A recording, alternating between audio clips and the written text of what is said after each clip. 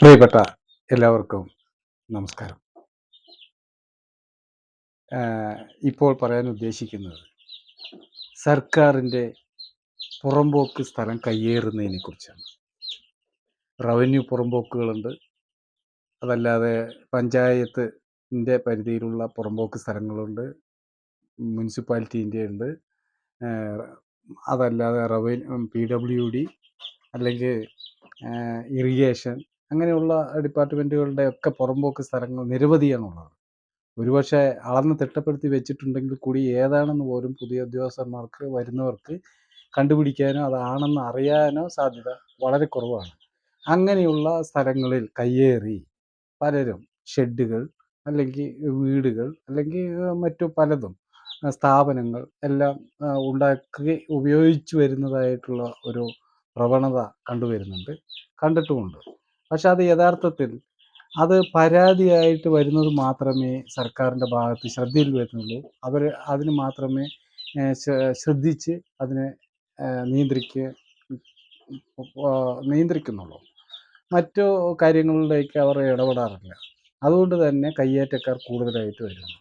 ഞാൻ പറഞ്ഞു വന്ന വിഷയം എന്താണെന്ന് വെച്ച് കഴിഞ്ഞാൽ, ഇങ്ങനെ കയ്യേറി ചെയ്യുന്ന സ്ഥാപനങ്ങൾ അല്ലെങ്കിൽ മറ്റു ഷെഡുകൾ ഒക്കെ തന്നെ ഈ തകരത്തിൻ്റെ ഷീറ്റുകളോ അല്ലെങ്കിൽ മറ്റു ഷീറ്റുകളോ ഒക്കെ ആയിട്ട് ഉപയോഗിച്ച് ഓടും ഉപയോഗിക്കാറുണ്ട്. അങ്ങനെ ഉപയോഗിച്ച് വരുന്ന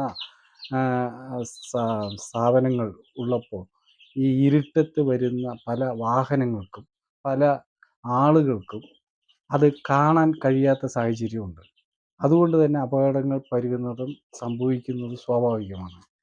ആയതുകൊണ്ട് സർക്കാർ ഇത് വളരെ ശ്രദ്ധാപൂർവം ശ്രദ്ധിച്ച് ഇങ്ങനെയുള്ള കയ്യേറ്റക്കാരെ ഒഴിപ്പിച്ച് യാത്ര സുഗമമാക്കുന്നതിന് വേണ്ടിയിട്ടുള്ള നടപടികൾ ചെയ്യണം എന്ന് അഭ്യർത്ഥിക്കുകയാണ്.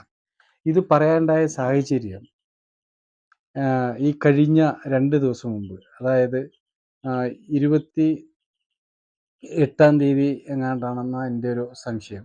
28-ാം തീയതി ഇതുപോലെ അർദ്ധരാത്രി വാഹനത്തിൽ വന്നുകൊണ്ടിരിക്കുന്ന പട്ടഞ്ചേരി ഗ്രാമപഞ്ചായത്തിലെ നെടുമ്പള്ളം എന്ന് പറയുന്ന സ്ഥലത്തെ ഒരാൾ, ശശികല എന്നാണ് അദ്ദേഹത്തിൻ്റെ പേര്, വിളിപ്പേര് കിളി എന്നാണ്. അദ്ദേഹം ഈ ഷീറ്റിൽ കുടുങ്ങി അപകടപ്പെട്ട് മരണപ്പെടുകയുണ്ടായി.